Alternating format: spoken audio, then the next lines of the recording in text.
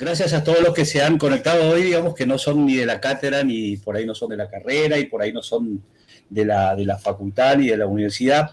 Esta es una charla, digamos, que lo empezamos a charlar con Ángeles. Yo le agradezco a Ángeles, digamos, en principio por haber aceptado la invitación, y le agradezco también a Natalia Vega, que la va a acompañar en esta charla, de que las dos organizaron y armaron esta charlita que vamos a tener, digamos, que nos pareció importante tener dentro del periodismo que quieren hacer algunos chicos de la carrera y que tiene que ver con periodismo y derechos humanos.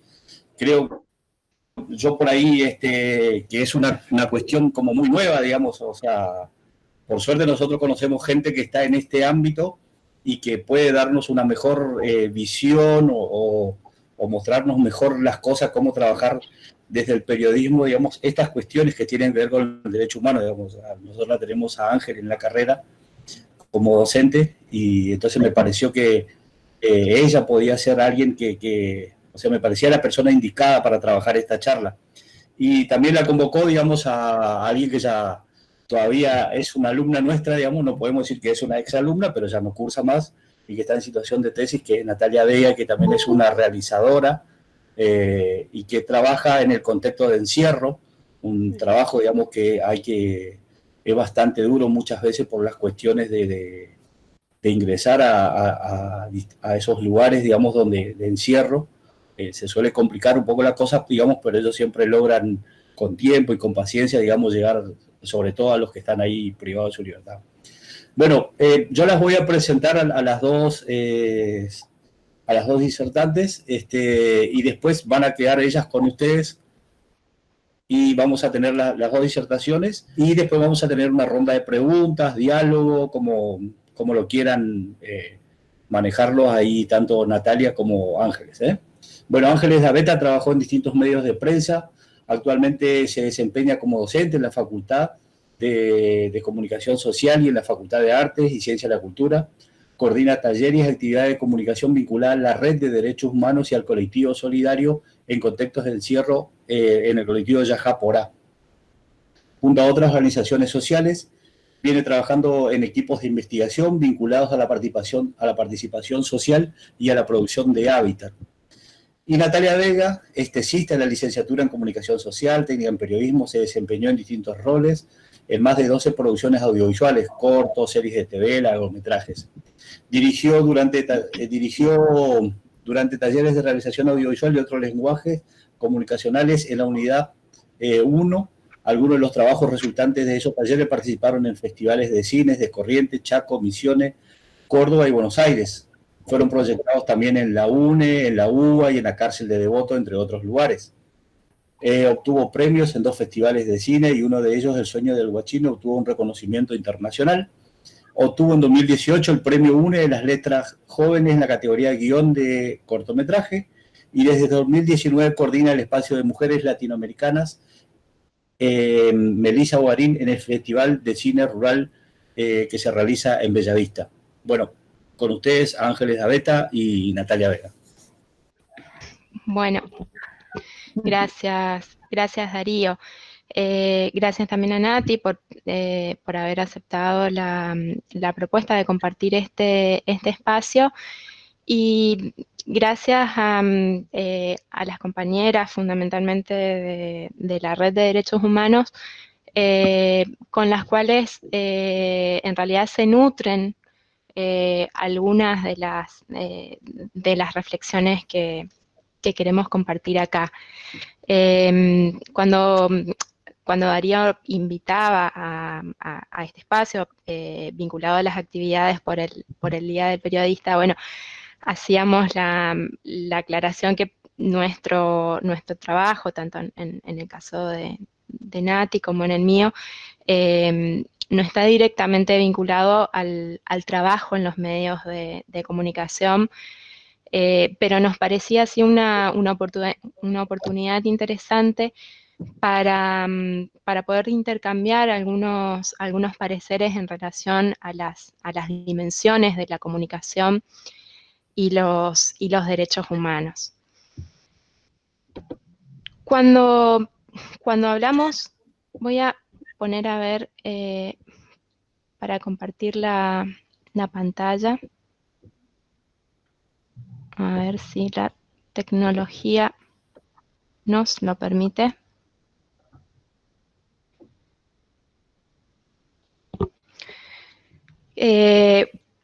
Cuando hablamos de conceptos, por un lado, tan usados y que en el lenguaje nos parecen tan comunes, como puede ser el de derechos humanos, eh, por ahí conviene empezar a historizar y aclarar en qué contextos y desde cuándo los empezamos a utilizar, porque el lenguaje tiene esa particularidad de que así como tiende puentes y es una herramienta de comunicación, también puede opacar derechos de quienes pusimos acá en, este, en esta viñeta de Mafalda y esa advertencia en relación al mundo. Una de las definiciones más clásicas, si nos atenemos a eso en torno a derechos humanos, aporta el Alto Comisionado de Naciones Unidas para los Derechos Humanos, que lo señala como garantías jurídicas universales que tienden a promover la dignidad humana y a proteger a los individuos, a las y les individuos, diríamos hoy, y colectivos sobre acciones y omisiones que interfieren tanto con libertades como con el acceso a recursos y posibilidades que son fundamentales y necesarias para la vida. Algunas de ellas, la alimentación, la vivienda, la salud, la educación, entre otras. La legislación en materia de derechos humanos, que en términos de legislación empieza a sentarse y empieza a establecerse desde la segunda mitad del siglo XX a esta parte, principalmente obliga a los gobiernos, a los estados, a hacer ciertas cosas e impide que se hagan otras. Desde una mirada más cercana o no centrada en lo normativo, institucional, podemos reconocer a los derechos humanos como la certeza de que los otros, las otras, les otros, tienen la misma dignidad humana y el merecimiento a las mismas posibilidades que tenemos nosotros, o quien, desde donde sea la posición, desde donde se enuncia esto. Por eso traíamos acá la viñeta de Liniers en relación a las esperanzas del año, que seguramente no lo habrá hecho pensando en el 2020 en relación a las 365 oportunidades. Y en este sentido, si nos atenemos a esa definición no clásica de los derechos humanos, es que las oportunidades sean para todos y para todas. Si bien la noción de derechos humanos, decíamos, se establece desde lo jurídico o normativo en el contexto de un organismo supranacional, como es la Asamblea General de Naciones Unidas en 1948, ni su surgimiento, ni su reconocimiento, ni su permanente demanda por distintos colectivos hasta nuestros días en distintos lugares del mundo, pueden pensarse, sino a través de distintas luchas sociales en distintas partes de todo el globo y en distintos contextos históricos. Cuando nosotros recordamos, por ejemplo, algunas fechas que hoy están asociadas en la memoria colectiva a grandes celebraciones, como el Día del Trabajador o de la Mujer, y no como conmemoraciones de lucha, tenemos, sin embargo, tenemos recuerdo de esas grandes reivindicaciones que fueron haciendo emerger y haciendo reconocer derechos. Desde una perspectiva clásica y que tiene no pocos cuestionamientos, críticas, se pueden distinguir los derechos humanos en términos cronológicos, de alguna manera, entre los llamados de primera, segunda, tercera y hasta de una cuarta generación. Los de primera generación se conocen en este sentido como los derechos civiles y políticos, incluyen en primera instancia la vida, la libertad, la autonomía, y son los que están asociados a los principios de la Revolución Francesa. Los de segunda generación se ubican en esta clasificación cronológica entre fines del siglo XIX y principios del siglo XX, e incluyen sobre todo aspectos sociales, económicos, culturales, que hacen al resguardo, por ejemplo, de la salud, de la alimentación, de las condiciones dignas de hábitat, de trabajo, a la libre asociación o a la seguridad social. Mientras que los de tercera generación se relacionan con el resguardo de lo común, en este sentido y en términos cronológicos se los reconoce, o su uso en el lenguaje de los discursos públicos es mucho más contemporáneo.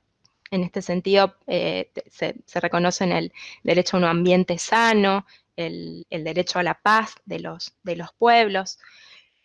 Desde algunos trabajos también se habla de una cuarta generación de derechos sumamente vulneradas en la actualidad, vinculadas a los derechos de protección ciudadana, por ejemplo, en los casos de migraciones.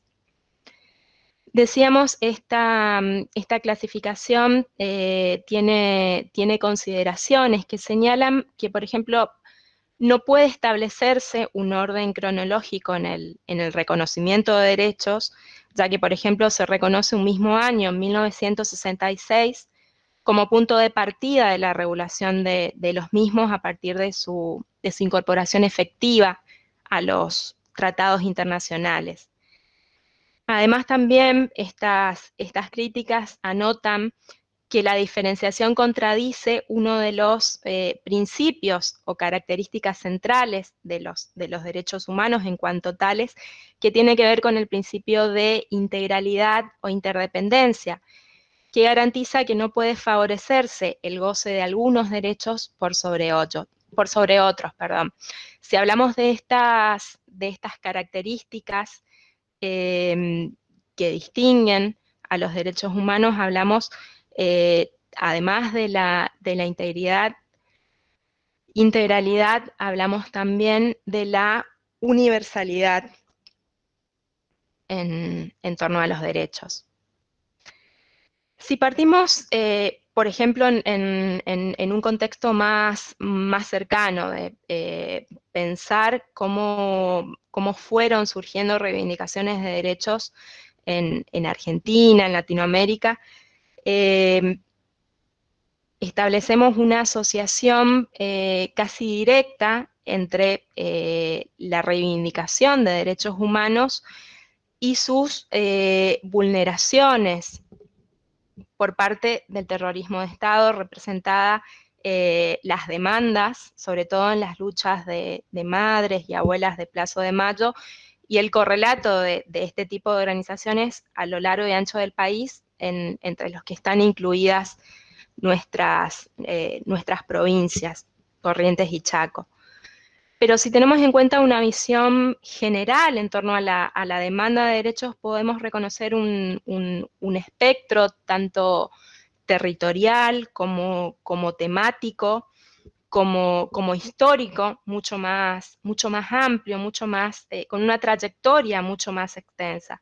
Por ejemplo, en nuestra región, desde la organización campesina, de las ligas agrarias chaqueñas, correntinas, misioneras, que se fueron gestando en la década del 60, y su lucha por mejoras en las condiciones de trabajo y vida en las zonas rurales.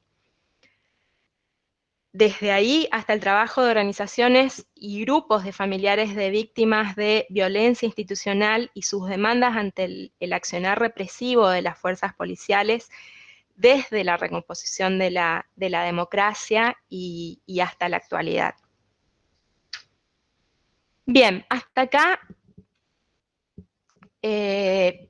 veíamos algunas consideraciones en torno a esta noción que hoy en día tenemos tan extendida en torno a derechos humanos. Veamos ahora esta otra dimensión que da origen a este espacio, y que es la de la carrera que muchas y muchos de ustedes eligieron. Seguramente en los primeros años de cursado, para quienes están en la carrera, se encontraron con que la comunicación implicaba un campo y un problema en el sentido de volver más compleja, más abarcativa una idea, mucho más vasto de lo que se imaginaban o de lo que consideraban hasta el momento. Recordamos o repasamos entonces muy rápidamente que cuando hablamos de comunicación en este sentido más amplio, nos referimos siempre a un proceso humano de interrelación, que incluya a sujetos entre sí o a grupos sociales más amplios.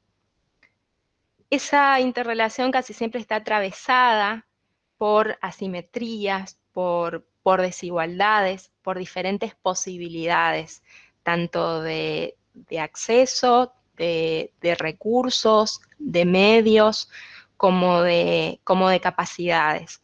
No todos los participantes tienen las mismas posibilidades en un proceso de comunicación. En esos procesos se transforman o reproducen las subjetividades de los participantes del mismo, así como se van definiendo, legitimando y transformando también actores, espacios, situaciones.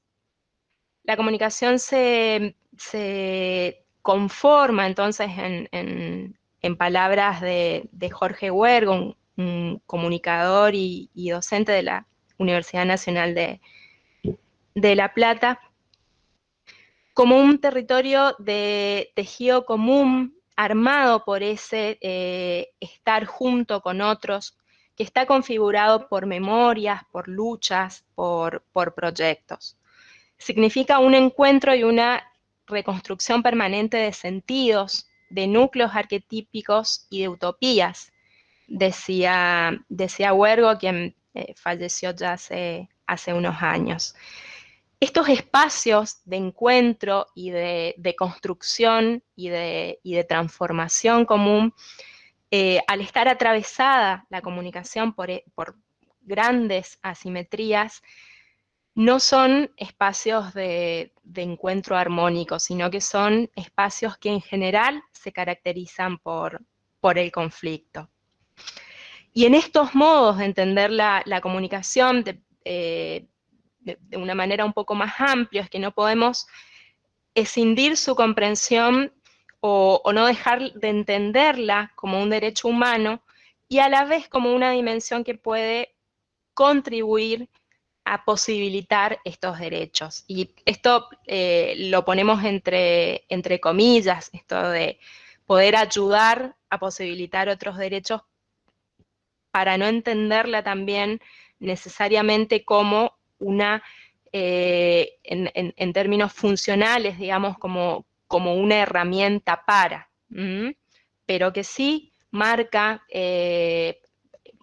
posibilidades, marca una emergencia de accesos.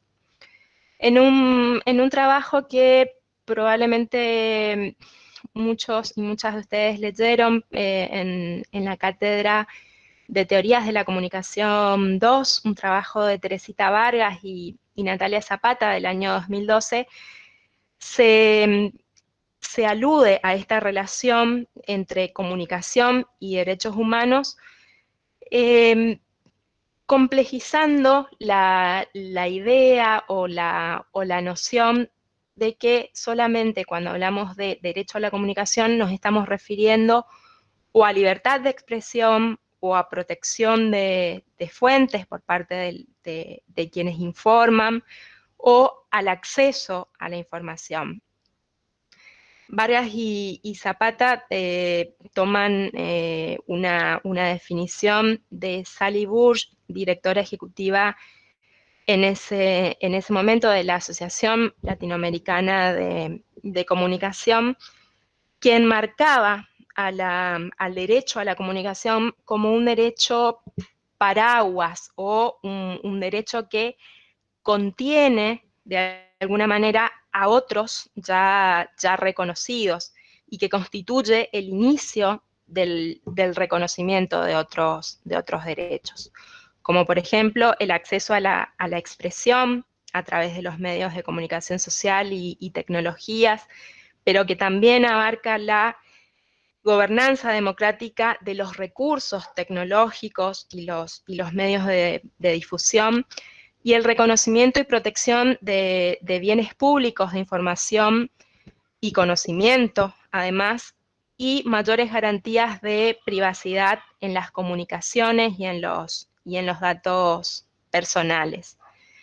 Podemos agregar desde una incipiente experiencia en la investigación, en la necesidad de que ese gran paraguas de derecho a la comunicación incluya la dimensión comunicacional en torno a las posibilidades de colectivos y pueblos a producir y transformar sus propios lugares y condiciones de vida.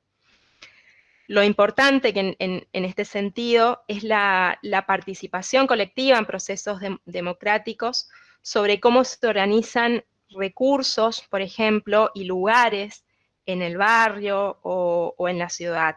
Para verlo en un micro ejemplo local, podemos señalar que participación, en este sentido, participación local o participación ciudadana, no implica enviar meramente opiniones desde un correo electrónico, como se proponía hace unos meses desde el municipio de Corrientes, como forma de intervención de los ciudadanos, de las ciudadanas, en destinos de espacios públicos muy valiosos, como las playas de nuestra costanera correntina. Porque para que haya participación necesariamente deben trabajarse antes en procesos comunicacionales. Por ende, que no sean herramientas unidireccionales de una supuesta participación, que reconozcan las asimetrías en los participantes, pero que tiendan a cambiarlas o que al menos no profundicen esas diferencias, esas desigualdades. Porque en este sentido siempre es un norte recordar a Paulo Freire y en este caso cuando decía que solo el diálogo comunica, solo el diálogo, aunque en el proceso de diálogo se desarrollen conflictos. ¿Se está escuchando? Bien, perfecto. ¿Qué pasa en Sí, se este escucha bien. momento con estas dimensiones tan complejas en este escenario, donde un microorganismo tan mínimo pudo provocarnos disrupciones tan grandes en términos del mundo? Primero es necesario decir que la crisis o la emergencia del coronavirus nos encuentra ya previamente en un escenario tanto social como comunicacional sumamente fragmentado. A la crisis de los medios tradicionales se le suma la impresionante diferencia de accesos, capacidades de producción y uso, como de inserción real para miles y miles en el universo de la comunicación digital. Y como contracara, como grandes diferencias, esto presenta la exacerbación de microsistemas de relación, o lo que desde algunos lugares se llama burbujas, burbujas sociales. Se presenta también, en este contexto, la saturación informativa, la sobreproducción y la mercantilización de grandes cantidades de datos y el borramiento de límites entre los espacios público y privado, que de alguna manera, y esto si bien no sabemos cómo va a ser el mundo que viene después del virus, este borramiento de límites entre los espacios público y privado lo estamos viviendo ahora, día a día. En nuestra región, este escenario es sumamente complejo, donde las redes sociales, por ejemplo, son una ventana de expresión, fuente de producción, pero donde aún los discursos sociales o los discursos que se legitiman socialmente siguen siendo en buena medida los que se producen o los que circulan a través de los medios comerciales de comunicación social. Y en este sentido, en relación a cuáles son los discursos legitimados y cuáles son los discursos legitimados que más circulan, y si bien en este sentido no partimos de investigaciones o de análisis exhaustivos, pero que sí sería interesante realizarlos, podemos ver cómo, por ejemplo, los modos en que la desigualdad social y económica se vio también reflejada en los discursos de algunos de nuestros principales medios de prensa. ¿Cómo se entiende si no como esa desigualdad representada en los discursos? La diferencia de trato, por ejemplo, tanto de trato sociosanitario como de trato discursivo entre personas que contrajeron el virus y su noticiabilidad en los medios. Porque, por ejemplo, en algunos casos se conocieron datos sumamente privados, direcciones de viviendas, relaciones familiares, y en otros, por ejemplo, la intimidad o en este sentido el derecho a la intimidad fue sumamente reservado y sumamente respetado. ¿Qué similitudes podemos trazar en eso, por ejemplo, en presentar a una trabajadora de la salud y quizás simplemente por diferencias en las administraciones políticas de Corrientes y Chaco, en presentar a una trabajadora como con actitudes irresponsables frente a otro tipo de tratamiento en relación a gente que había llegado de Europa, por ejemplo.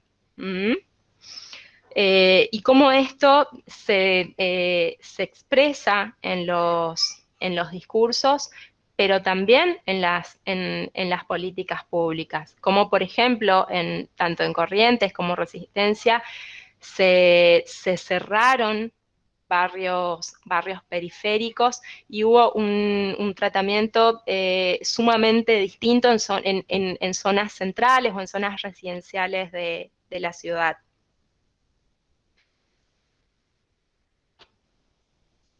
Si nos trasladamos a Chaco, donde la magnitud de la pandemia se desplegó o se fue asentando sobre todo en comunidades originarias y en condiciones sociales muy vulnerables, como la mirada de los medios en muchos casos reforzó estigmatizaciones. Recientemente, investigadores del IGI, del Instituto de Investigaciones Geohistóricas, señalaban lo siguiente: frecuentemente las coberturas mediáticas que se refieren a los pueblos indígenas actualizan las representaciones dominantes que retoman la dicotomía decimonónica de civilización-barbarie, y a su vez excluyen las voces de las propias comunidades. Estos discursos hegemónicos asocian constantemente la figura del indígena a un sujeto pasivo, controlado, ligado a lo autóctono, identificado con las artesanías o rituales del pasado. Sin embargo, cuando ese sustrato tradicional, entre comillas, se articula con demandas sociales y políticas, se lo presenta como desafiante a las estructuras de poder y al orden, y se hace reaparecer el imaginario decimonónico de el malón, y esa falsa acusación permea los discursos sociales, los discursos actuales, señalaban investigadores e investigadoras del IGI. O sin anclarnos directamente en la región, sino en el abanico de lo que comúnmente llamamos los medios nacionales, que tergiversaron o simplificaron hasta cambiar de sentido recomendaciones de organismos internacionales que trabajan en las situaciones de cárcel, para decir que las demandas en los penales, por ejemplo, buscaban libertad anticipada de los condenados, incluso en quienes cumplen condenas por delitos graves, cuando lo que se sugirió desde la Organización Mundial de la Salud, el Alto Comisionado de Naciones Unidas para los Derechos Humanos, la Comisión Interamericana de Derechos Humanos, el Subcomité para la Prevención de la Tortura y la Organización Panamericana de Salud, entre otros organismos, fue prevenir emergencias en situaciones de hacinamiento extremas, como es en muchos casos la realidad de nuestras cárceles, para evitar emergencias mucho mayores en términos humanitarios y de salud pública.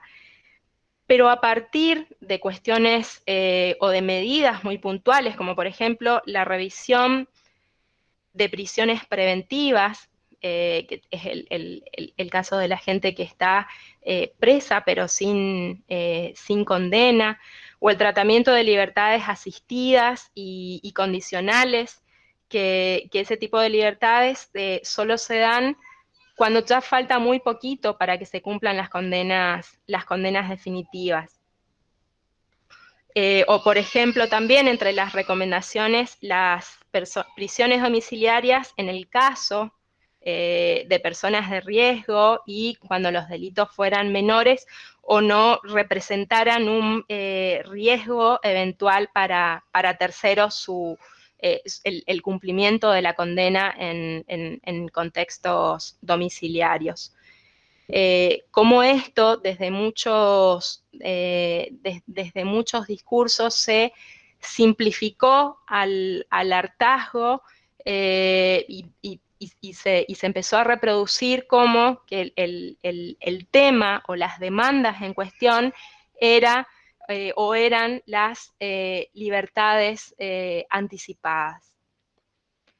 Estas son algunas de las aristas que podemos ver, podemos observar en las cuales la pandemia vino a reforzar asimetrías o puso en una situación desde el discurso de los medios aún más vulnerable a quienes ya estaban en situación de vulnerabilidad. Sin embargo, ese no es el único lado que podemos ver en este momento, y así como se hicieron visibles más desigualdades, también, y en algunos casos esto representados en discursos, si bien no de grandes medios, pero que se fue conociendo, se fue haciendo ver, se volvieron más novedosas, más ingeniosas, cadenas solidarias entre distintos sectores de la sociedad. En este sentido, por ejemplo, y en términos de otras experiencias, como el colectivo comunicacional de la Garganta Poderosa, aún en medio del inmenso dolor de la pérdida de una de sus referentes, cómo pudo consolidarse aún más de lo consolidados y de lo organizados que ya estaban, y desde la comunicación instrumentar estrategias de solidaridad que fueron realmente descomunales.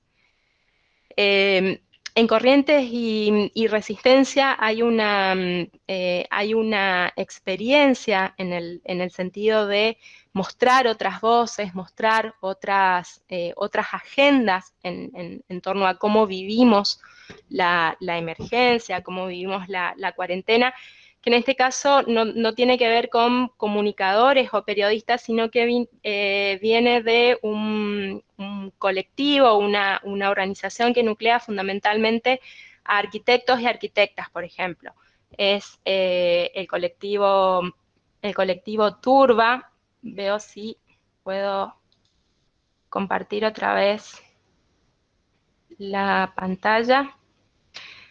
Y cómo aún desde las condiciones de aislamiento se organizaron para producir un informe sobre cómo se vive la pandemia en el Gran Resistencia y en el Gran Corrientes, que no incluyó solamente una encuesta en términos de posibilidades y recursos, también problemas económicos, sociales o de movilidad que haya generado la situación de emergencia, sino que también esa mirada de la encuesta, por ahí más cercana o con más posibilidad de respuesta desde sectores medios, se completó, se complejizó con entrevistas realizadas en forma individual a través de diferentes medios a decenas y decenas de referentes sociales, tanto de Corrientes como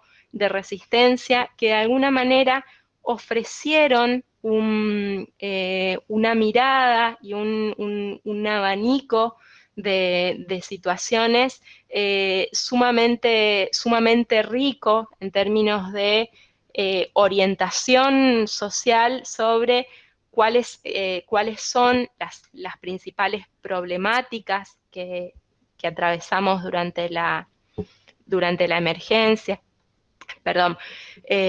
o en qué condiciones se está viviendo, sobre todo en los barrios periféricos, esta situación tan de crisis como la que estamos viviendo hoy.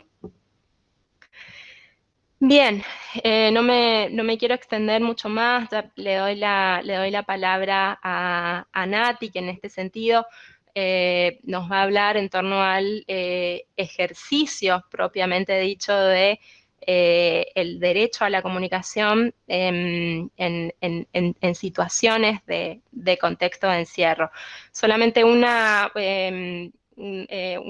pequeña reflexión antes de cerrar, esta necesidad de empezar o no empezar, en realidad es un trabajo que desde distintos lugares se viene haciendo, pero entender de alguna manera la complejidad de la realidad que nos toca vivir y pensar en un sentido desafiante en torno a mundos y no mundo en términos individuales, que queremos construir, si bien no podemos tener una idea ingenua de que todo va a cambiar a partir de una pandemia, pero sí no dejar de pensar en la igualdad,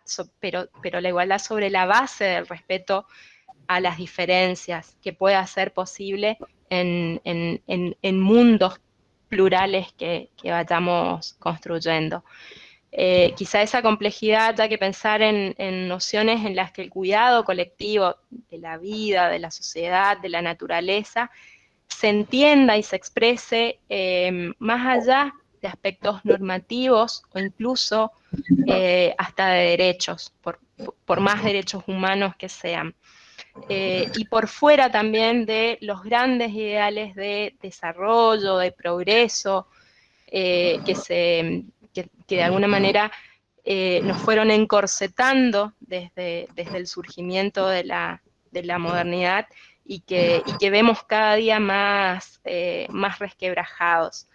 En este sentido, me parece que la imagen, esa lucecita de esperanza que hay en la recuperación de los pacientes a partir del tratamiento con plasma, nos brinda al menos una postal muy potente, que es la recuperación a partir de la solidaridad de otros y de otras ya recuperados, sin que medie allí un valor de cambio. Quizá esa sea una mínima imagen que nos permita imaginar otros mundos posibles. Gracias. Y bueno, decía que mi trabajo más que nada y mi experiencia en cuanto a derechos humanos está vinculado con los talleres que dicto en la unidad penal número 1. Yo digo dicto como si fuera que no hay una cuarentena de por medio, pero en realidad, bueno, hasta ahora que terminó, hasta marzo, venía llevando adelante este taller desde hace unos 5 años aproximadamente, con un montón de modificaciones en el medio, y bueno, un poquito sobre eso es que les voy a contar sobre ese trabajo. Y tomando un poco, retomando lo que comentaba Ángeles, ¿qué es lo que tienen de similar estas situaciones que ya describía, las del barrio Cuom, las de los barrios marginados, como el San Marcos, por ejemplo, con la situación que se vive en las cárceles? O sea, ¿cuál es la vinculación de una cosa con la otra y por qué hablamos de derechos humanos en este caso? Y en realidad, digamos, y como a grandes rasgos, estos son, los de la cárcel, son grupos de personas invisibilizadas para muchos. Yo trabajo en particular en la cárcel de hombres, pero es exactamente la misma situación, con distintos tipos o sea, distintas cualidades en cuanto a la situación violenta entre mujeres y hombres, pero que de todas maneras se dan estas realidades. De vivir en situaciones de estigmatización, de exclusión, de prejuicios, de rechazo porque tiene tatuajes, porque tiene la con... Ahora sí, bueno, perfecto. Les estaba comentando un poquito sobre cómo son las realidades de estas personas que están en la cárcel, contándoles que generalmente vienen de familias con trabajos precarizados, tipo de trabajos, o trabajaban desde temprana edad para ayudar a su familia. Y ahí, bueno, fíjense, ahora levante la mano, digamos, quién cree que estos contextos de pobreza, de marginalidad, de informalidad laboral o de violencia no se repiten en estos barrios que conocemos, estos barrios que aparecen en los medios de comunicación exclusivamente cuando hay situaciones de violencia, cuando hay muertes. Bueno, lo mismo pasa en la cárcel, que solamente es noticia cuando hay situaciones de motines o de intentos de fuga, o lo que los medios de comunicación quieren hacer ver como estas situaciones, ¿no?, de motines o de fuga. Bueno, para empezar a charlar sobre la cárcel en sí, les quiero contar que por ahí muchos no conocen sobre cuál es el funcionamiento, entre comillas, de la cárcel, y es que el principio de resocialización es la base de la ejecución penal. O sea, los presos están adentro de la cárcel porque, en teoría, digamos, no lograron comportarse como la sociedad quería que se comporte. Entonces, los sacan del contexto social para meterlos adentro de la cárcel, y que ahí aprendan a vivir en sociedad. Es algo, digamos, bastante contradictorio, como si fuera que yo voy a aprender a vivir, convivir en familia, sin tener problemas con mi familia, con mis padres, con mis hermanos, aislándome y después volviendo a sumarme, digamos, a esa realidad familiar, cuando en realidad lo único que hacen es romper los lazos, y destruir aún más ese vínculo que tenía con el resto de la sociedad.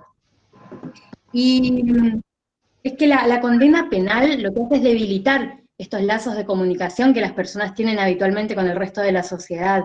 Si bien existen algunos sistemas de comunicación, como pueden ser las visitas de los familiares, cartas, comunicaciones telefónicas, que de todas maneras están muy limitadas. Ahora en contexto de cuarentena están un poco más permitidos los celulares, pero en otro momento no. O sea, es una persona que está adentro y que ni siquiera puede tener contacto con su familia, y muchos de ellos son padres. Si hablamos del Pelletier, acá en Corrientes, muchas de ellas son madres, y son madres que tienen que seguir ocupándose de sus hijos e hijas desde adentro.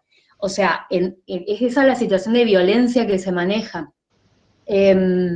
Bueno, y ahora actualmente con la situación de la pandemia y de la cuarentena, y sabrán que acá hubieron varios casos de COVID positivo, así que ni siquiera se permite ya desde hace un rato largo, ¿no?, el contacto con familiares, o con docentes, o con profesores, y a eso sumamos que no todos tienen celulares, o sea que las clases ni siquiera pueden continuar como lo estamos haciendo nosotros ahora, mediante videollamadas o por WhatsApp, o sea, no tienen contacto, y entonces ese derecho que tienen a la comunicación está súper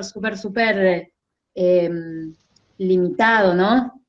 Y bueno, con esto de la cuarentena también se suman mucho las tensiones de las situaciones que hubieron últimamente, que quizás algunos ya lo vieron en los medios de comunicación. Uno de los que resonó mucho más es el de la huelga de hambre pacífica que estaban llevando adelante los presos de la Unidad Penal 1, y que fue reprimida, y los funcionarios dicen que fue un intento de fuga, que hubieron motines, etc.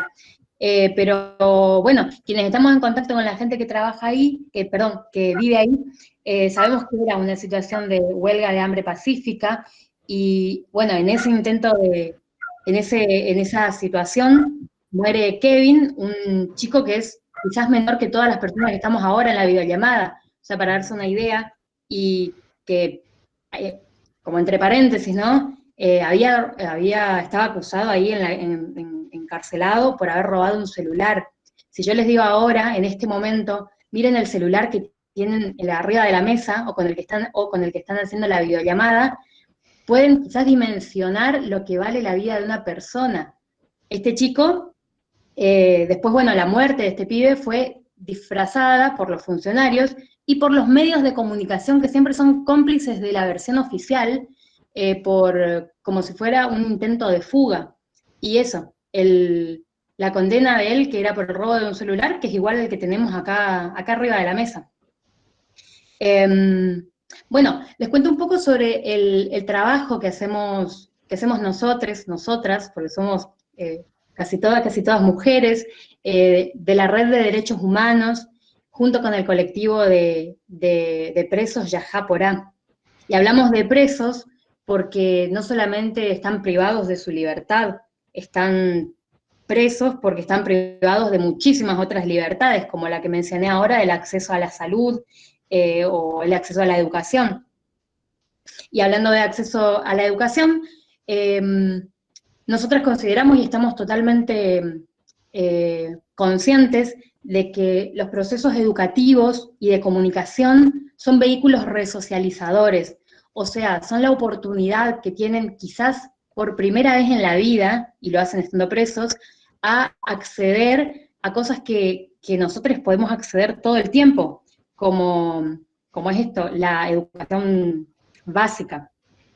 Hasta hace un tiempo, digamos, un par de años, habían casi 1000 presos en Corrientes, esto según las estadísticas oficiales, y de ahí 900, o sea, de 1900, no tenían título secundario, y de esos 1000, solamente 2 tenían estudios terciarios o universitarios completos. Ahora es un poquito distinto porque en la unidad penal, la 1, y que pueden participar otros internos de presos de otras cárceles, hay una tecnicatura. Pero hasta hace un tiempo, eso, solamente 2 personas con estudios universitarios completos y 100 con título secundario antes de haber caído en prisión. Y a ver, como para tomar dimensión de qué estoy hablando, pensemos nosotros acá en la videollamada, a qué trabajo formal o con cobertura de salud que a nosotros nos gustaría tener, podemos acceder sin que nos pidan título secundario. O sea, y acá nosotros hacemos un esfuerzo para recibirnos de la secundaria, para recibirnos de la universidad, pero también venimos de contextos en los que no tenemos que salir a trabajar a los 8 años para ayudar a nuestra familia. Entonces acá se ve un poquitito la desigualdad y el por qué cuando hablamos de cárcel hablamos también de derechos humanos. En los talleres, básicamente, nuestra comunicación y nuestro trabajo está centrado en los procesos. O sea, nosotros a lo largo del trabajo que tenemos en la cárcel, que son más de 10 años, Ángeles no me acuerdo bien ahora, tuvimos muchos productos, o sea, muchos productos comunicacionales, cortometrajes, revistas, libros, muestras de arte, libros editados con textos de los chicos, hicimos la agenda anual, muestras muestras que viajaron por distintos lugares, etc. Y sin embargo, lo importante es obviamente ver esas cosas, esos productos terminados, pero sobre todo ver los procesos y trabajar con esos procesos que muchas veces son mucho más lentos y totalmente diferentes de lo que es la educación formal, la educación tanto en la secundaria como en la universidad, si bien estos chicos tienen las edades como para poder estar en la universidad. Bueno, y además del proceso, es comprender el contexto del que vienen. Nosotros muchas veces vamos a dar clases, generalmente los talleres son una vez a la semana, vamos a dar clases a la mañana, y en la madrugada estos chicos tuvieron una requisa y entraron a sus dormitorios con perros, obviamente del servicio penitenciario, tiraron todas sus cosas, le revolvieron lo que tenían, quizás les pegaron, después a la mañana temprano los sacaron a hacer la requisa al patio, no importa que esto sea en julio, le sacaron toda la ropa para hacer la requisa. O sea, en ese contexto, 3 horas después caemos nosotras a dar clases, como para tener esto, la idea de qué, digamos, en qué situación están enmarcados nuestro trabajo adentro del penal. Bueno, otra cosa es tratar de trabajar con su propia perspectiva, y tratamos de pensar en conjunto, no solamente con nosotras como talleristas, como docentes, sino que sean ellos los mismos protagonistas los que cuenten cuáles son las experiencias de su cotidianeidad que son significativas, y con cuáles quieren que abordemos los distintos productos o los distintos procesos de comunicación que hacemos en los talleres.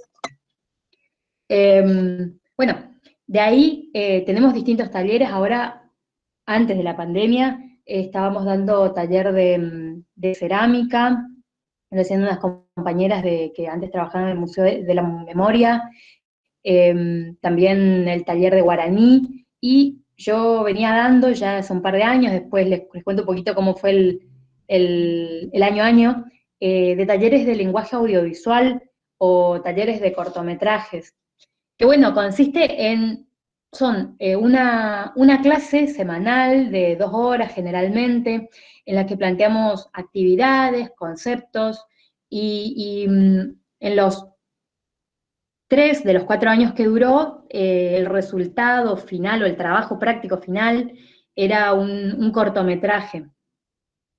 O sea, haciendo todo el rodaje ahí adentro de la cárcel, y uno que también hicimos una parte afuera y una parte adentro, pero básicamente trabajando ellos en cada uno de los roles que se requieren para el momento de la producción, tanto desde el guión como de la fotografía, el sonido, y bueno, partecita de la edición, porque como ahí adentro no tenemos los recursos, entonces generalmente la edición terminó resolviéndola afuera.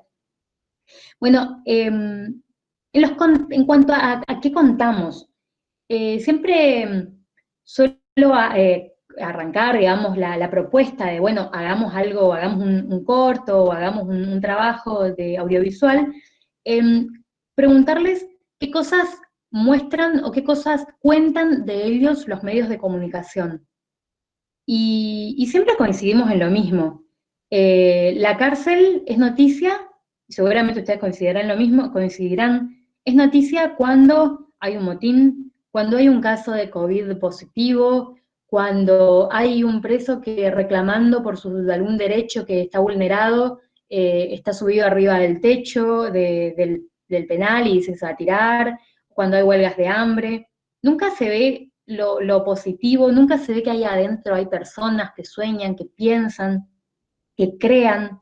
Entonces, la propuesta no es no contar estas realidades que los circundan, ¿no? Sino más que nada poder también mostrar lo bueno que pese a la cárcel se puede sacar de todo esto. Y digo, siempre decimos en realidad, pese a la cárcel, porque la verdad que la cárcel no ayuda en absolutamente nada, no tiene ninguna de las herramientas que sirven para la resocialización. Es más, es un contexto violento que lo único que hace es empeorar este tipo de situaciones. Y pese a eso, hay muchísimas cosas buenas que son por propia voluntad de los presos que están viviendo estos procesos. Esto de poder contar a través del audiovisual es también relacionado con la imposibilidad o la dificultad que tienen ellos de decirse, de mostrarse, de compartir, de intercambiar, porque están deslegitimados por toda la sociedad. Es más, la vida de un preso está relatada por abogados, por los psicólogos y psicólogas que los revisan cada mes, por los jueces, por los legajos que se acumulan sobre sus vidas entre comillas, y no son ellos los que pueden autonombrarse, ¿no? Entonces, estos talleres, todos en general, no solamente que el mío, digamos, que es específicamente de comunicación, lo que hace es un poco, sumar un granito de arena y devolverles la voz a estas personas que la verdad que nunca la tuvieron, incluso anteriormente, digamos, en su vida previa a estar en la cárcel. Bueno, en estos talleres, los resultados, entre comillas, digamos, los productos concretos, fueron 3 cortometrajes. El primero era una ficción, se llamaba Una simple historia. En ese año trabajé con solamente un chico, Alejandro se llama.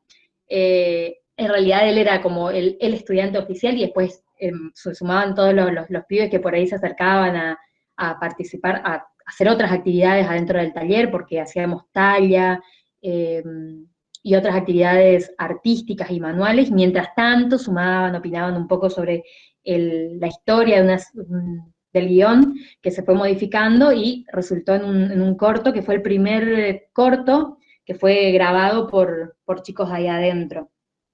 Si bien ya habían producciones anteriores, pero las producciones eran venidas de afuera, filmando adentro, quizás con algún que otro interno que se lo veía, pero más que nada era ocupando la cárcel como locación, no tanto sino no tanto los presos como protagonistas contando su historia. Después, el segundo año hicimos, bueno, como el primero lo habíamos trabajado con una sola persona, pero lo filmamos adentro del patio del penal, en ese momento teníamos como un poquito más de acceso, fuimos a uno de los pabellones, y ahí los otros chicos que estaban viendo que no participaban del taller quedaron entusiasmadísimos. Así que al año siguiente se sumaron alrededor de 20 personas a participar, y ahí el resultado fue un documental que es Pateando el Penal, que en un ratitito lo vamos a ver una partecita, como para que conozcan. Este documental también fue pensado desde cero por los chicos. Yo lo que hice fue ir contándoles cuáles eran los formatos posibles dentro del audiovisual, entonces ellos fueron eligiendo, bueno, de qué manera hacer variado, interesante, porque obviamente esto lo pensamos desde el lenguaje audiovisual, o sea, no quedándonos simplemente bueno, contarlo, sino también en las formas, o sea, como un taller común, como el que se trabaja también en la Facu. El tercero de los cortometrajes fue El sueño del guachín. Este fue un cortometraje de animación con la técnica de stop motion, y acá una de las cosas interesantes fue que tuvimos un trabajo intramuros y extramuros. Acá, como ya estaba en libertad el Alejandro, el director del primero de los cortos, hicimos una parte digamos, que convenía al guión, y la grabamos afuera en su barrio, que es el barrio Santa Marta, y ahí filmamos junto con él una de las partecitas. Bueno, y como les decía, todos los trabajos, en realidad desde Pateando el Penal y desde El sueño del guachín, todo esto fue trabajado desde la concepción hasta todo, digamos, todo el proceso con los chicos, aprendiendo sobre cada una de las instancias, de cada uno de los roles del trabajo audiovisual. Bueno, y también algo como para rescatar, creo que dentro de lo que es el trabajo de comunicación y derechos humanos, es la necesidad que tenemos de encontrar las grietas que nos permite el sistema, porque al principio, por ejemplo, nosotros habíamos tenido el acceso hasta los pabellones, o sea, la parte interna, donde duermen, digamos, esas personas, y habíamos podido filmar todo lo que quisimos. Después, al año siguiente, como se había extendido la convocatoria, entonces fue que hicimos con otros formatos, trabajando de manera diferente.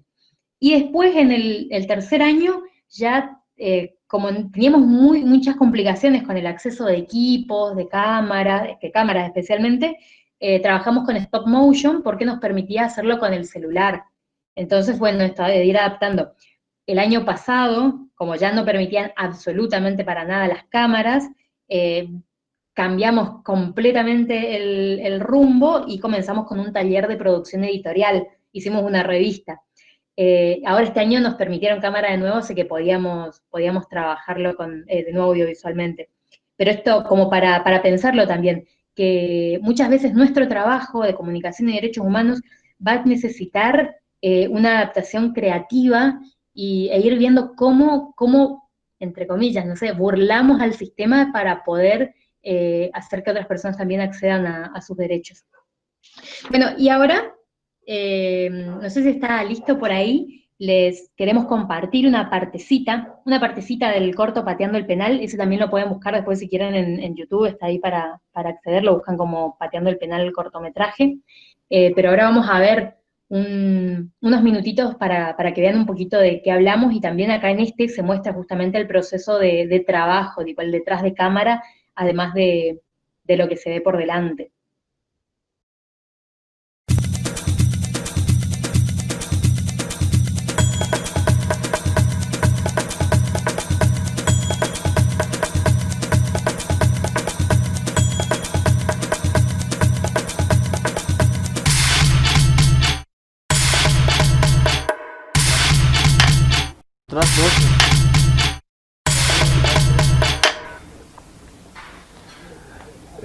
Soy Cristian Adolfo Ramírez,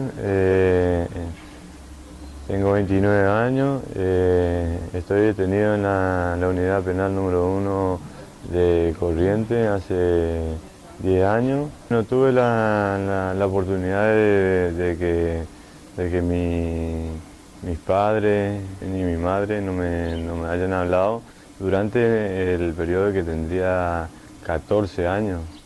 En esos 14 años me dejaron libre. Y la oportunidad que tuve en la calle no le supe valorar porque tuve oportunidad de cambiar, pero capaz que por ser de la villa y ser discriminado por mucha gente, medio que me trabó la mente esa oportunidad y en vez de pensar lo bueno, empecé a pensar lo malo y empecé a hacer malas cosas.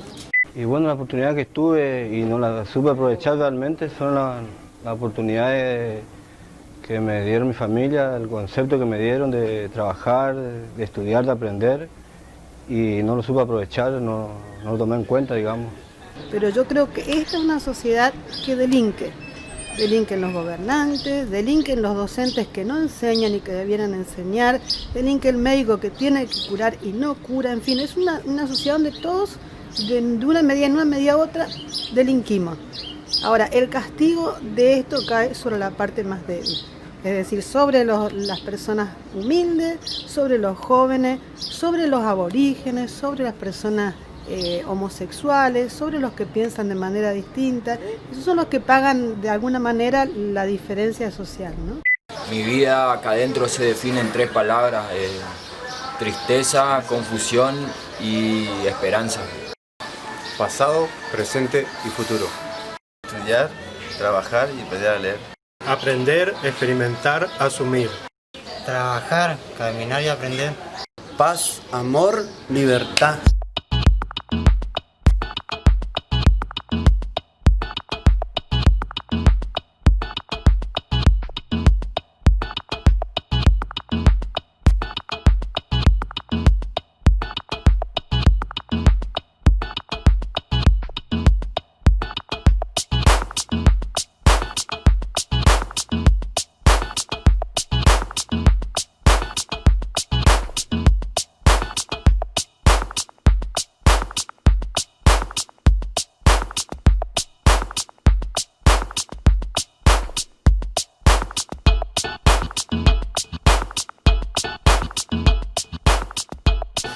Mesa redonda, toma 2, track 12. Nos encontramos en la unidad penitenciaria 1 de Corrientes Capital, acá con los pibes, y estamos por debatir la convivencia acá adentro. Sería porque hay tantos pibes que no pueden salir adelante. El no querer o el no poder por la policía y todo eso. Yo creo que porque no pueden encontrar realmente su camino, realmente ellos, y no hay la ayuda suficiente para poder salir, ayudar a encontrar el mismo servicio penitenciario no tiene todas las herramientas suficientes para que que el detenido pueda salir adelante, sobrellevando esa carga que ellos le decían más liviano,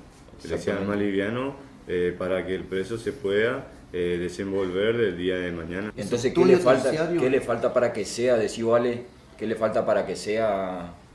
Y sería lo que faltaría, no tendría que implementar otro tipo de actividad acá, otro tipo de actividades, aparte de la que hay, que son pocas, que haya otras más, ¿viste? Que sirva para los otros muchachos. Para que vean que realmente se puede avanzar más de lo que uno cree. Claro, porque capaz que nosotros sabemos hacer ciertas cosas, ¿viste? Nos especificamos en eso y hay otra gente que también saben otras cosas, pero justamente, ¿viste? No nos cuentan. No cuentan con esa herramienta que le hace falta. Ajá, ¿y qué pasa? Se quedan, ¿viste? Se quedan. Capaz que nosotros no sabemos desenvolver en esto y hay otra gente que tienen más capacidad de desenvolverse o tienen otra. A veces no es tanto el tema penitenciario, sino porque por ahí uno necesita el apoyo de sus familiares también, y por ahí vos estás solo y a veces no tenés ganas de hacer nada. Claro. Porque uno también tiene que pensar en lo que uno, como está acá, por ahí vos estás solo, tenés tu gente lejos, vos sabés que no tenés a nadie que te venga a ver, y eso por ahí a veces te lleva traba mucho a estar solo y sin tener ganas de hacer nada. La angustia, sí. Claro. Porque la cárcel no sirve de reinserción porque la cárcel no te cuenta con esa herramienta para uno para poder reinsertarse. Reinsertarse a la sociedad.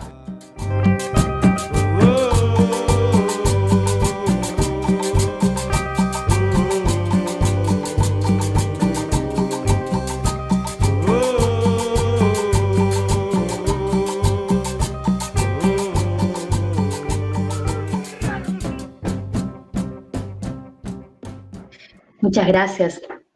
Bueno, esa era una partecita de Pateando el Penal, que fue uno de los cortos que trabajamos ahí adentro, y ya les digo, en las clases básicamente fue charlar sobre cuáles iban a ser los contenidos, cuáles iban a ser las formas de mostrar esos contenidos, y aprovechando, digamos, la fuerza extraordinaria que tiene el lenguaje audiovisual, para contar, digamos, con potencia mensajes que si no, quizás de otra manera no llegan a la sociedad, que no tienen ninguno de los otros lenguajes de comunicación. Y acá, digamos, hay también un asterisco hago, porque yo anteriormente hablaba sobre estas grietas o estos espacios, estos huequitos donde la comunicación le gana al sistema para poder trabajar en pos de los derechos humanos. Este corto, de Pateando el Penal, participó en un montón de festivales, porque al año siguiente de poder grabar todo esto, estábamos con inconvenientes para poder ingresar a la cárcel a dar los talleres. Entonces, nosotros desde la Red de Derechos Humanos lo que queríamos era poder hacer conocida esta situación. Y obviamente, digamos, que desde la red, más allá de que tenemos por ahí vinculaciones con los medios de comunicación, era difícil, tipo, hola de la nada, que alguien te tome la nota, capaz una sola vez y listo, no tenía el impacto que necesitábamos. Entonces lo que hicimos fue, el cortometraje, lo empezamos a presentar en festivales. Lo presentamos en festivales de acá, de la región, del país, internacionales, porque cada una de las apariciones en esos festivales eran motivo para hacer noticia y poder acceder a los medios de comunicación y de paso contar la situación que estábamos viviendo. Entonces así fue que, gracias digamos, a esa estrategia, estuvimos en el Festival Huácaras de Santa Ana, en el Festival Invicines de Córdoba, en el Festival Audiovisual Heterogéneo de la Universidad de Lanús, y ahí ganamos el primer premio como corto documental. También estuvimos en el Festival Internacional Lapacho de Resistencia, y ahí tuvimos también una mención especial, que es uno de los premios que da el festival. El corto se proyectó en la Facultad de Derecho, en la de Humanidades de la UNE, en la Facultad de Filosofía de la Universidad de Buenos Aires, en el taller UBA 21 que da la Universidad de Buenos Aires en la cárcel de Devoto, en el patio cultural.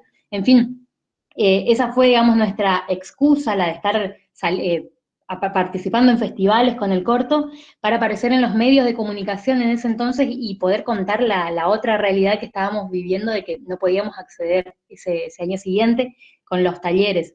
Entonces también, un poco reforzando la idea que yo les decía de que la comunicación precisa de mucha creatividad, y el trabajo en lo vinculado a derechos humanos también es siempre oponerse al sistema, a los medios que tienen un discurso, como lo comentaba Ángeles, como los comentaba yo. Entonces es romper un poquito y meternos, y bueno, la verdad que eso fue un gusto. Además, para los chicos era una felicidad, porque con muchas de esas actividades pudieron salir y presentar ellos mismos, y ser escuchados como personas, y ser escuchados por auditorios grandes de gente hablando con micrófono, y cosas que acá, digamos, en la carrera de comunicación para nosotros es tan común, y para ellos es quizás única vez en la vida.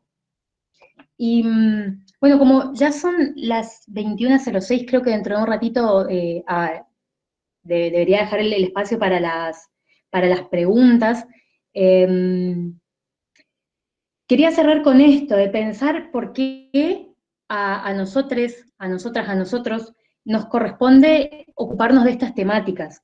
acá hay mucha gente que se dedica a la comunicación social y a quienes no, pero más que nada es, creo que aportar, al menos humildemente, ¿no? En lo que podamos, a transformar la realidad de otras personas que están en situaciones difíciles o peores que las nuestras. En este caso, el caso mío, en el caso de Ángeles, a través de la comunicación, devolviendo, digamos, de alguna manera también lo que recibimos en la universidad pública y gratuita durante todos los años de estudio, o en la secundaria o en la primaria, pero es eso, un poco devolver la oportunidad y el privilegio, y digo privilegio con lo que significa la palabra, de haber podido estudiar, recibirnos o no, y bueno, eso un poco devolverlo a través de este trabajo social y reivindicando y tratando de mejorar la situación y la realidad de otras personas. Así que eso es todo, muchísimas gracias. Gracias, Nati. Bueno, aprovecho este momento también para agradecerles a los profes de la cátedra que pensaron en este espacio. Estaba conectada a la charla Hilda Pressman, que es coordinadora de la red. Vi que en algunos momentos también estuvo Macarena Díaz Roy, que había aportado desde otro lenguaje, también mucho a partir de trabajos vinculados a la memoria y a producción en cerámica. Nos interesa mantener, aunque fuera un mínimo diálogo, no sé si quieren entablarlo mediante preguntas, mediante pequeños aportes. Por ahí estaría bueno escuchar otras voces. Soy Barrio Margarita. Quería preguntarle a la señorita Nati Vega, ¿qué fue lo que la motivó a meterse en este mundo y a iniciar ese cambio que quiso realizar en la sociedad a través de ese granito de arena que aporta? Bueno, gracias Margarita por la pregunta. Bueno, creo que fue una mezcla de cosas. Acá Darío es uno de los principales motivadores a que yo esté en el ámbito audiovisual. Con él habíamos comenzado a filmar hace varios años, digamos, cuando estábamos cursando la cátedra. Y ahí hicimos un cortometraje que tuvo bastante repercusión, y entonces de ahí nos contactó Hilda, que en realidad ya la conocíamos, pero ella estaba haciendo un ciclo de cine de autores y directores correntinos en la Unidad Penal 1. Y nos dijo que los chicos ya habían conocido a todos los directores, que ahora querían conocer a las directoras. Así fue que nos invitó a mí y a dos compañeras más, que en ese momento estábamos trabajando con el ámbito audiovisual, y bueno, nos sumamos a las charlas cuando después estábamos conversando sobre el trabajo que les mostramos. Ellos nos decían que no querían seguir mirando, que ahora ellos tenían ganas de hacer cosas.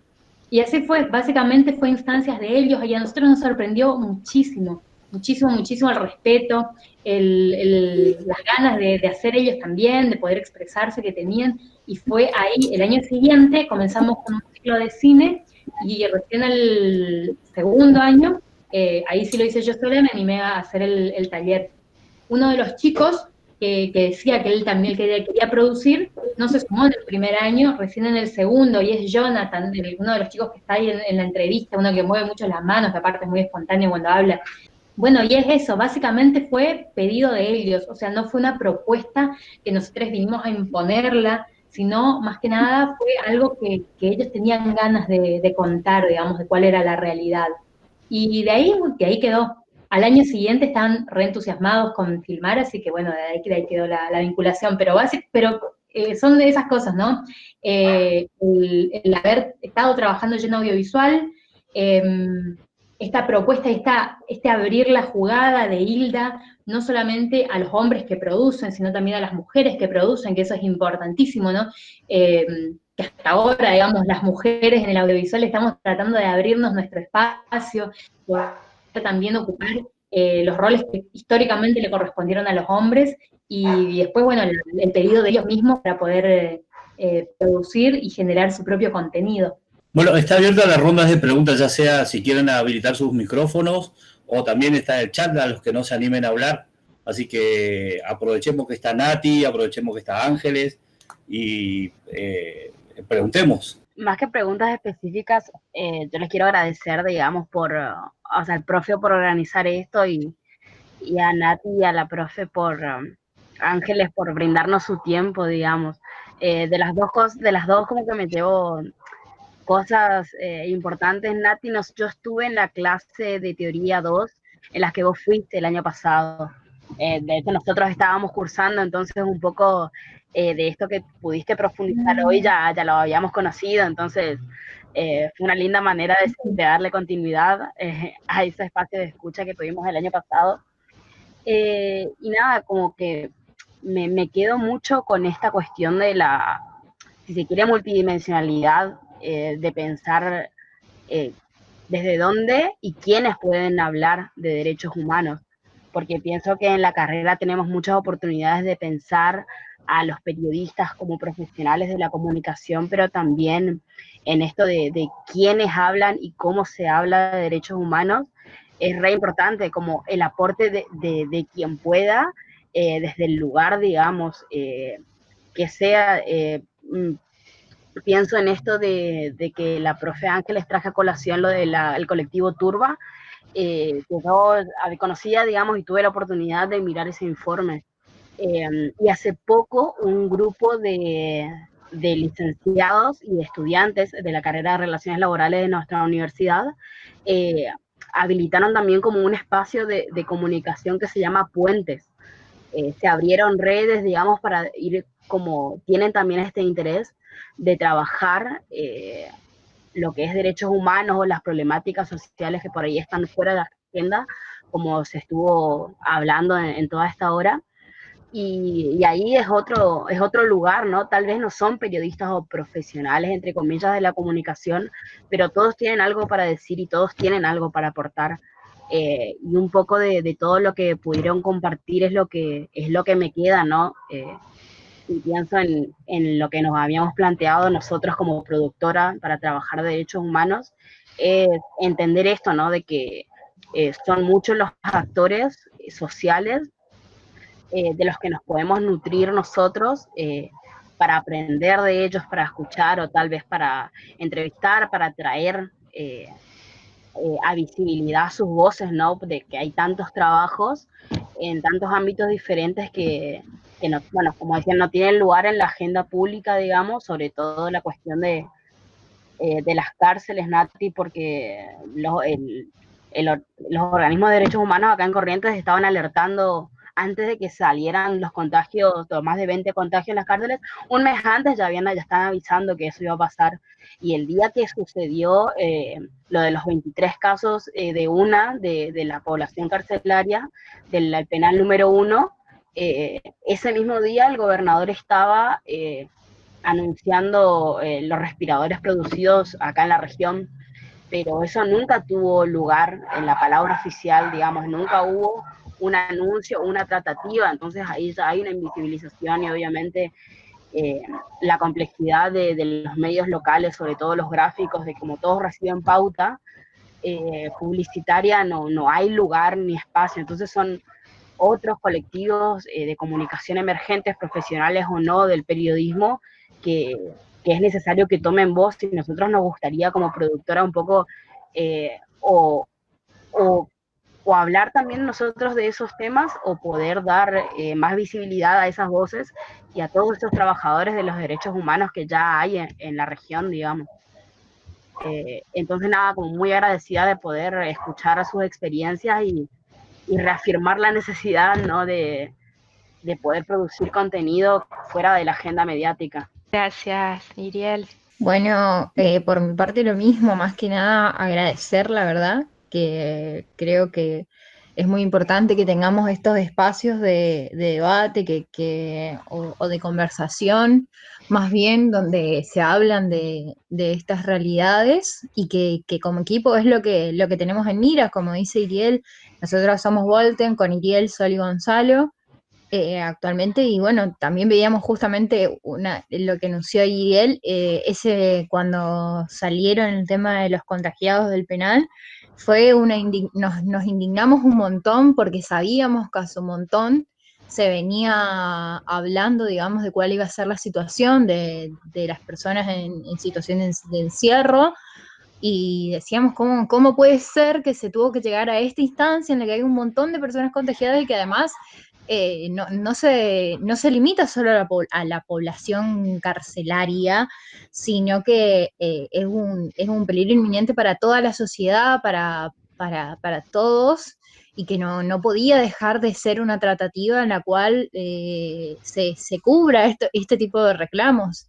Y bueno, ni hablar también lo que pasó ahora hace poco en Fontana, o sea, todas estas cuestiones son las que tenemos en miras para decir, bueno, no nos están hablando en profundidad de esto, quizás es momento de hacer una cobertura con responsabilidad, con perspectiva de derecho, que sea un alcance para todas las personas, que todos tengamos un poco más de contacto con esta realidad y que no sea invisibilizada constantemente. Así que la verdad que es un lujo poder estar acá, que nos cuenten sus experiencias, que podamos construir desde este lugar, y nada, la verdad muy contenta de la carrera, de la gente que está a nuestro alrededor, de poder tener esta experiencia, y nada, muchísimas gracias. Gracias, Candela. Sí, en ese sentido se recalcaba, digamos, el tema del peligro del avance de virus en la cárcel y en las cárceles como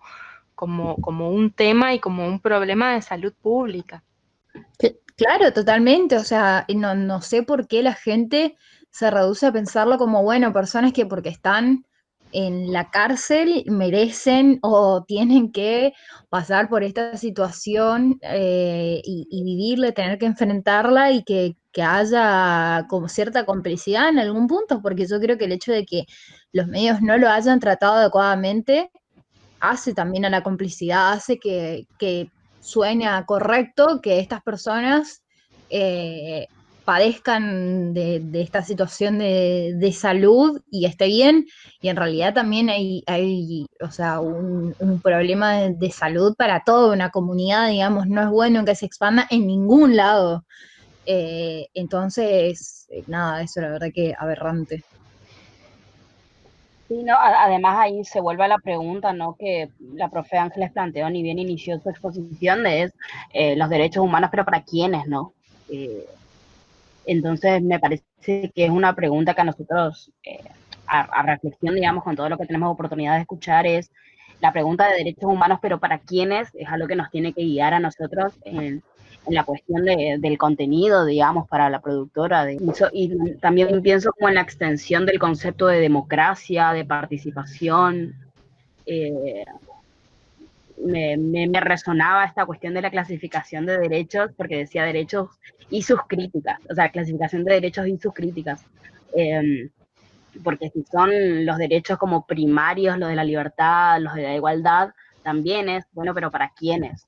Y de la cuestión de las migraciones o la soberanía alimentaria de los territorios, tal vez no son los que más resuenan, pero son bases de la dignidad, digamos. Entonces, me parece que más que nada tenemos un montón de dudas y cuestionamientos, y eso puede estar bueno, porque más que incertidumbre puede significar para nosotros que estamos en formación profesional, justamente siempre que plantearnos y criticar, o sea, una mirada crítica constructiva, desde dónde hablar y de quiénes hablar. Bueno, yo quiero agregar algo también un poco aprovechando que acá están las productoras de la carrera. Yo celebro muchísimo que seamos tantas mujeres, especialmente en esto, en el audiovisual.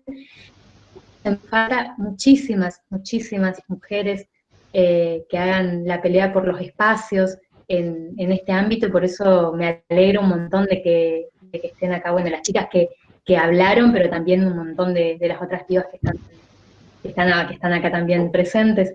Y también en cuanto a la carrera y a la formación, me alegra mucho de escucharlas hablar y hablar de una comunicación responsable, porque responsable justamente es como hacernos cargo quizás de una situación que en realidad no es que nosotras la generamos, pero sí responsables desde el ámbito de la comunicación, de la posibilidad de formación que tuvimos nosotras, que quizás no tienen otras personas.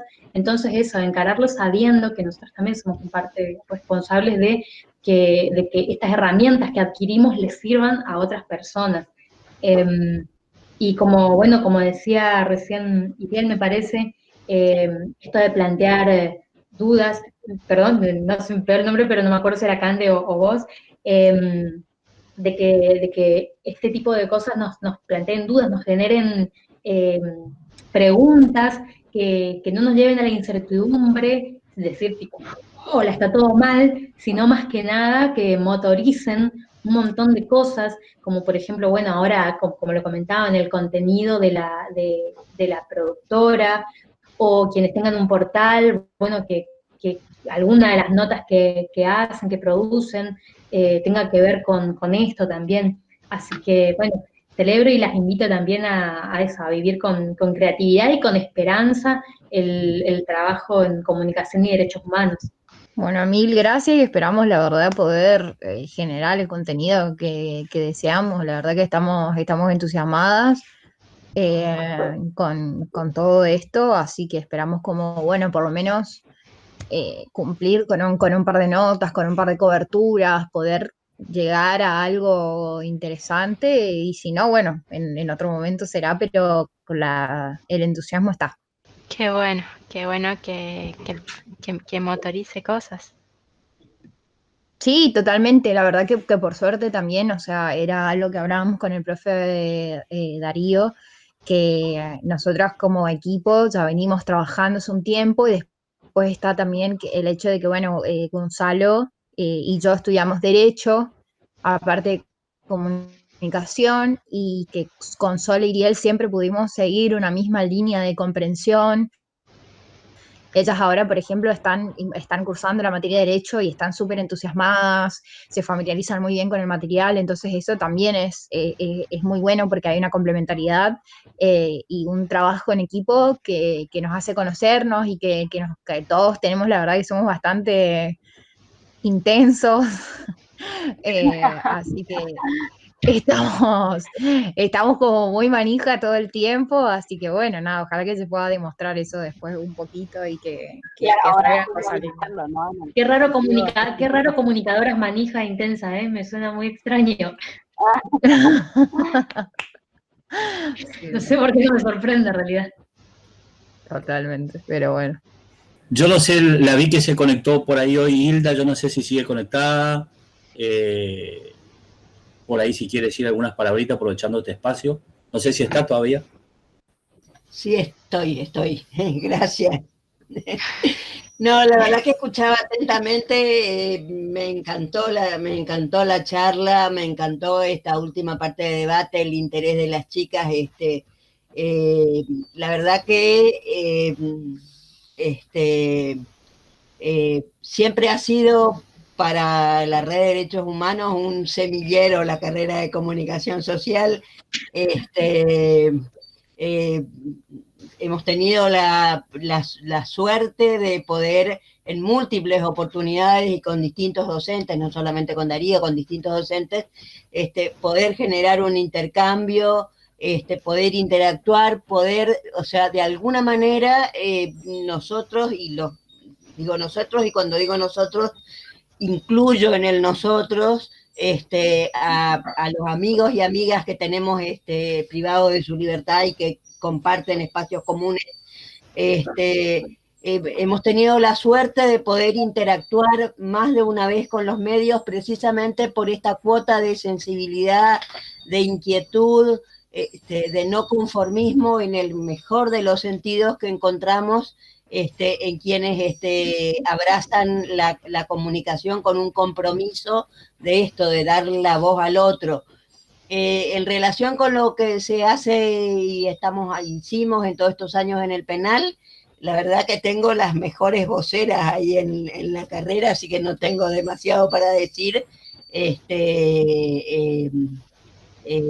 Solo que bueno, que se presentan nuevos desafíos ahora en tiempos de pandemia, y que seguramente contaremos con ustedes para visibilizarlos, para interactuar, para generar iniciativas. Y a mí me encantó alguna de las cosas que se decían, que creo que las dijo en algún momento Nati con mucha picardía, pero es así, digamos, esto de decir, encontrar la grieta y hacerle como un guiño, hacerle como una mentirita al sistema que encorseta, y encontrarle la variante. O sea, la vida es permanentemente esto, encontrar la variante del desafío, digamos. Siempre vamos a tener, o sea, lo decimos siempre, lo dicen los muchachos, o sea, el no lo tenemos siempre. Y el no en todos los aspectos de la vida, digo, el no hablar, el no visibilizar, y es un poco el compromiso y la responsabilidad nuestra poder abrirnos caminos con esas grietas, esas endijas, que con creatividad, con ganas, vamos abriendo. Seguramente que en breve estaremos comentando algunas otras novedades, algunas cosas que se nos están ocurriendo, porque siempre se nos están ocurriendo algunas cosas que tienen que ver con esto, digamos, con encontrarle la vuelta. Y nada, en realidad agradecerles la posibilidad de intervenir. No soy profesional de la comunicación ni tengo que ver con la carrera, pero la verdad que tengo un vínculo muy fuerte con la carrera de comunicación, así que muchas gracias, Darío. Un importante currículum relacionado a la carrera.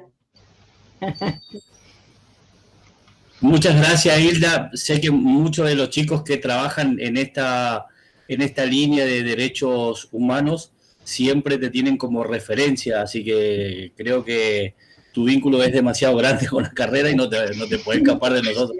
Gracias. Aunque intentes. Sí. Bueno, yo no sé si hay más preguntas o quieren hacer un cierre, Ángeles. La charla ha sido muy linda, muy amena, estuvo muy linda. No sé si quieren hacer un cierre. Creo que a los chicos les sirvió un montón todo esto, y a los que participaron y que no son hay gente que no es de la carrera, hay gente que se fue conectando simplemente. Yo creo que sirvió un montón, digamos, sobre todo estas cuestiones que tienen que ver en esta época de pandemia, digamos, y la comunicación y los derechos humanos. Agradecerles una vez más, Darío, a vos, a Miguel, a la profe Montserrat Larret Martínez de Informática 2, que también estuvo colaborando. Bueno, agradecerles a ustedes por el tiempo, por la escucha, por la participación, y la verdad que sumamente positivo y satisfactorio estas cuestiones que planteaban, como que mínimamente ha servido como disparador por ahí de algunos proyectos, reflexiones. Sí, como cierre nomás, también dentro de este agradecimiento, destacar la importancia que tiene la asociación. Nosotras somos una organización, la Red de Derechos Humanos, pequeña, pero que es fundamental esta vinculación y este espacio que nos brinda la universidad. O sea, aunque parezca algo pequeñito, en realidad así de a poquito es que se van tejiendo redes y tejiendo tramas que son los que permiten seguir con este trabajo. O sea, un periodista que por ahí nos permite un espacio para contar algo de lo que hacemos, un equipo docente como este, que también nos abre las puertas a la cátedra para poder plantear estas reflexiones, esta forma de trabajo que tenemos, o de alguien que simplemente comparte alguna de las cosas que estamos haciendo en redes sociales, la verdad que suma muchísimo y hace un puntito dentro del tejido que podemos lograr si somos muchas personas trabajando en pos de los derechos. Así que eso, gracias al equipo docente y gracias a las chicas y los chicos que estuvieron presentes y bueno, y a Ángeles también por la invitación. Bueno, está Miguel que eres junto a cargo de la cátedra. ¿Querés hacer alguna reflexión, Miguel? Sí, bueno, primero agradecer y la verdad que mucha información. Yo me quedo a ver que quería remarcar algunas cosas de Ángeles, que me parece que ella pone foco dice la pandemia como reforzar asimetrías, vino a reforzar asimetrías, a identificar desigualdades económicas, de trato sociosanitario, entre otros, marca ese hilo de generaciones. Y también yo me pregunto si no es el acceso a la información debería estar dentro de esas generaciones. Eso me parece como importante, que invita a la reflexión, que nos pone desde comunicadores para trabajar en ese sentido. Y lo de Natalia me parece que rescato el proceso educativo en contextos de encierro para dar visibilidad a los derechos vulnerados, ¿no? Eso me parece que esa decisión personal y del ejercicio profesional es muy valiosa. Hay pocas personas que hacen eso para trabajar en ese sentido.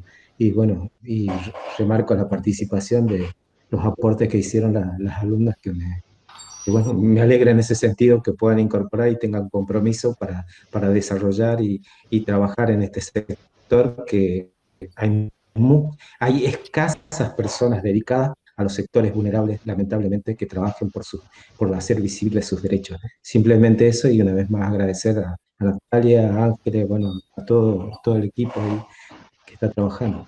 Eso simplemente.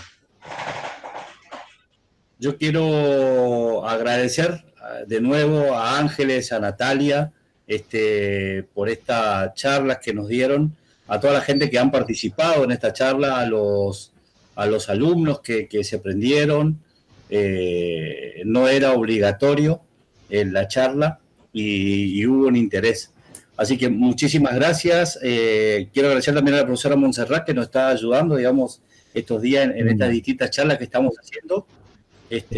Así que, bueno, eso, muchas gracias y ojalá que esto se repita y podamos volver a hacer, digamos, y que podamos tener participando también algunos de esos actores a los que nombraban Natalia, a los que nombraba Ángeles, para que también se visibilice quiénes son, digamos, estas personas.